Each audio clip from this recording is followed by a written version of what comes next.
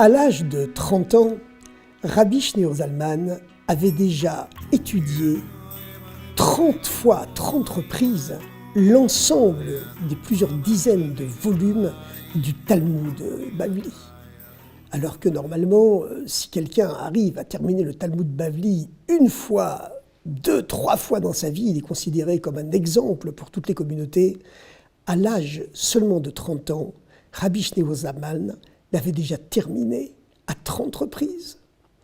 Il était véritablement le maître incontesté de la dimension rationnelle, logique, législative, ce qu'on appelle le corps de la Torah, dans toute la communauté des 120 disciples du Maggid de Mezerich, le successeur du Baal Shem Tov. C'est la raison pour laquelle le Maggid de Mezerich demanda à Rabbi Shneur Zalman, son jeune disciple donc, de rédiger un nouveau code de loi qui brasserait à la fois, à travers une gigantesque synthèse, les codes législatifs de Maïmonide, de Rabbi Yitzhak Alfassi, le Rif, du Beit Yosef également, ainsi bien sûr que les 4 Tourim. Et même y rajouter, bien entendu, le Rama qui lui était le grand maître du judaïsme ashkénaze. Rabbi Shneur Zalman devait rédiger ce nouveau code de loi juive parce que, effectivement, la loi juive s'était enrichie de nombreuses coutumes et de nouvelles découvertes avaient été opérées à travers les siècles dans les exégèses du Talmud qui nécessitaient une nouvelle synthèse. Et il fut choisi par le Maggid pour opérer ce travail gigantesque parce que, justement, il n'était pas seulement le maître des secrets de la dimension mystérieuse, spirituelle de la Torah, la Kabbalah et la Chassidoute, mais qu'il maîtrisait parfaitement l'ensemble de la dimension logique et rationnelle du judaïsme, à savoir sa dimension législative, les codes de loi. Comme d'ailleurs le symbolisait son nom, puisque le nom de Rabbi Shneur Zalman, Shneur signifie les 2 lumières, à savoir la Torah spirituelle et la Torah matérielle, la dimension de l'âme et la dimension du corps de la Torah, toutes les 2 incarnées dans le 2e nom du nouveau rabbi, puisque Zalman en hébreu c'est l'anagramme de Lizman qui signifie le temps, c'est-à-dire le monde matériel qui est lié au temps et bien sûr en même temps à l'espace. Donc Rabbi Shneur Zalman s'attela à cette gigantesque tâche. Son Shulchan Aruch, qui fut édité quelques années plus tard, est véritablement une œuvre gigantesque, mais malheureusement, 80% de son immense code de loi révolutionnaire, et qui ne faisait que reprendre, bien entendu, toutes les lois classiques du judaïsme, eh bien, 80% de son code de loi fut consumé dans un incendie. À l'époque, en Russie, eh bien, toutes les maisons étaient construites en bois, si bien que lorsqu'un incendie éclatait, cela provoquait de terribles ravages. 80% de ce code de loi partit en fumée au cours d'un incendie. Il nous en reste aujourd'hui 20% dans les 5 volumes du Shulchan Aruch. Rabbi Shneur Zalman, donc, écrivit Shulchan Aruch. Cette grande particularité du code de loi de Rabbi Shneur Zalman, c'est qu'il ne se contente pas de préciser les lois, de les définir, mais il en donne également les raisons, il en donne également les causes, ce qui est une œuvre absolument exceptionnelle. Rabbi Shneur Zalman, s'il excellait donc dans la dimension législative, rationnelle du judaïsme, le monde du Talmud et des codes de loi, continuait néanmoins ses expériences spirituelles et sa renommée grandissait. Par exemple, à l'approche de la fête de Pessah, lorsqu'il fallait vérifier toute la maison pour qu'il ne reste pas un seul grain de pain levé, ou qui puisse même ressembler à du pain levé, eh bien, Rabbi Shneur Zalman, qui habitait à Mezerich dans une seule pièce, avec vraiment très très peu de mobilier, eh bien, sa vérification du chametz, du pain levé, que l'on fait rituellement toutes les veilles de la fête de Pâques, de la fête de Pessah, sa vérification durait toute une nuit entière, alors que véritablement il n'y avait plus depuis longtemps de traces de pain levé chez lui.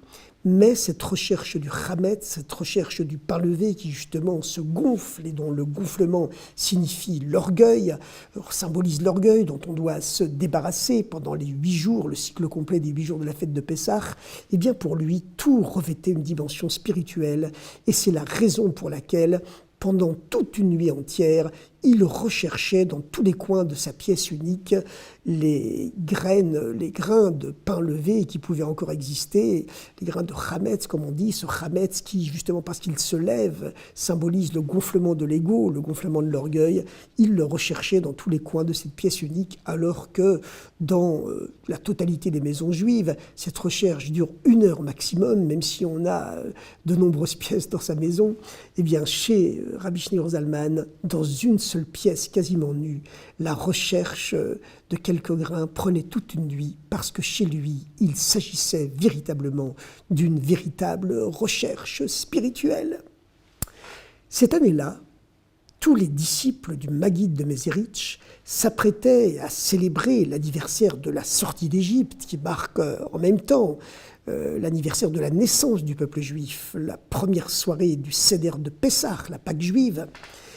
Et tous les disciples, donc, s'étaient assis aux côtés du Maguide de Mézérich pour célébrer ensemble cet événement grandiose qu'est le premier soir de la fête de Pâques, qui dure en réalité 8 jours. Et puis, brusquement, le Maguide de Mézérich, à la surprise de tous ses disciples, refusa de célébrer la prière du Kiddush sur la première coupe de vin. Les disciples se demandèrent ce qu'il se passait. Le Maguide de Mézérich déclara « Il y a encore du chametz ici. La pièce entière sans le chametz, sans le pain levé qui n'a pas été enlevé. » Or, une miette de pain levé, évidemment, enlève toute la pureté de la fête, puisque le levain symbolise l'orgueil dont on doit absolument se débarrasser au cours des 8 jours du cycle complet de la fête de Pessah. Et c'est ce qui permet après, pendant toute l'année, d'être capable de sortir de cette Égypte intérieure, puisque Pessah symbolise aussi, rappelle la sortie d'Égypte. Et l'Égypte, c'est également un principe spirituel d'auto-limitation qui empêche de s'unir vraiment à l'infini. Et donc, avoir une trace de pain levé, eh bien, c'est absolument incompatible avec la pureté totale de la fête, qui doit ensuite propager sa pureté, sa sainteté à tous les jours de l'année. Le Maguide de Mézérich s'interrompit, refusa de dire la prière du Kiddush sur la première coupe de vin et répéta encore une fois « Ça sent le chametz ».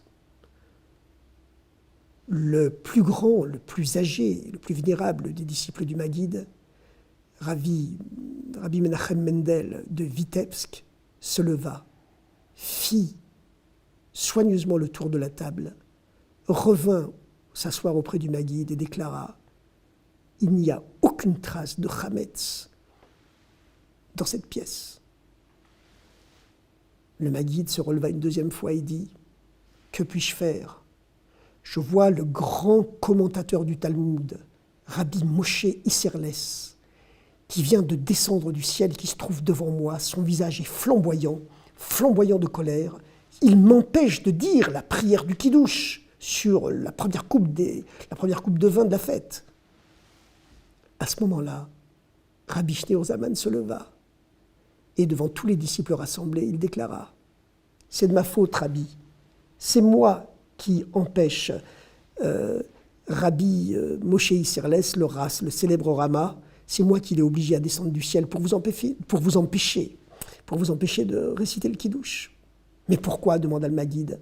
« Parce que, continua Rabbi Shneur Zalman, je n'avais pas d'argent pour m'acheter une nouvelle coupe pour la fête de Pessah. J'ai donc cachérisé, en la trempant dans l'eau bouillante, ma coupe de vin habituelle, dont je me sers tous les Shabbats.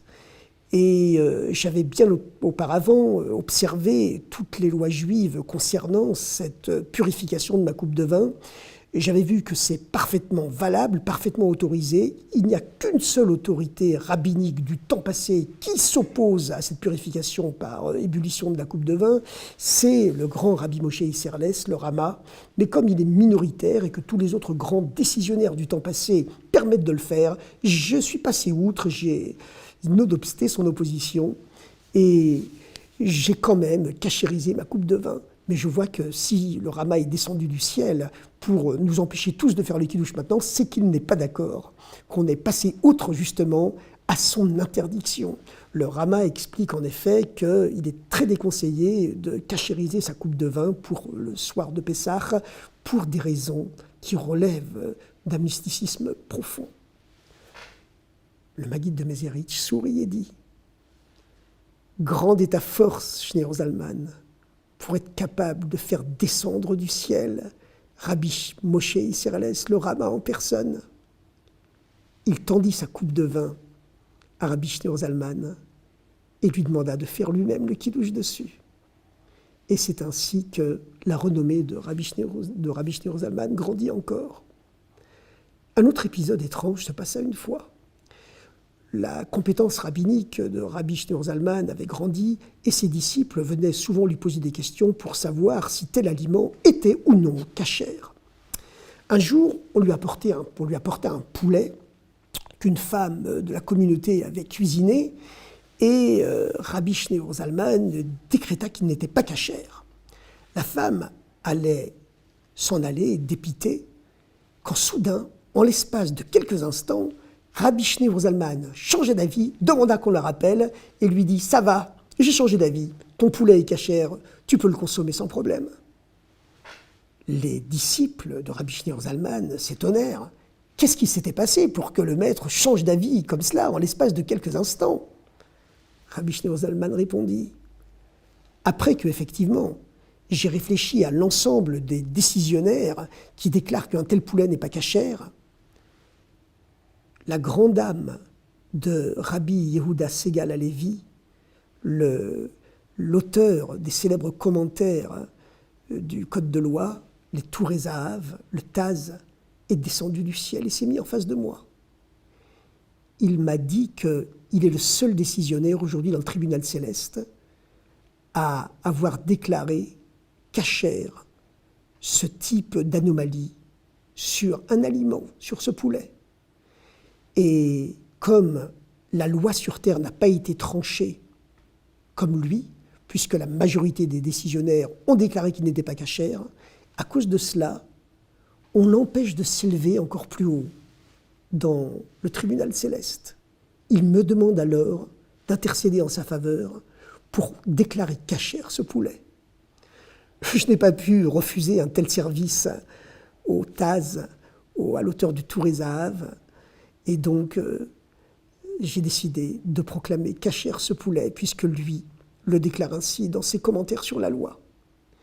Et c'est ainsi que Rabbi Shneur Zalman, malgré sa rationalité extrême, bien qu'il était capable de trancher les sujets les plus épineux de la loi juive, la dimension rationnelle du Talmud, eh bien Rabbi Shneur Zalman était en conversation avec les âmes du temps passé qu'il était capable de faire descendre sur terre grâce à son exceptionnel pouvoir spirituel.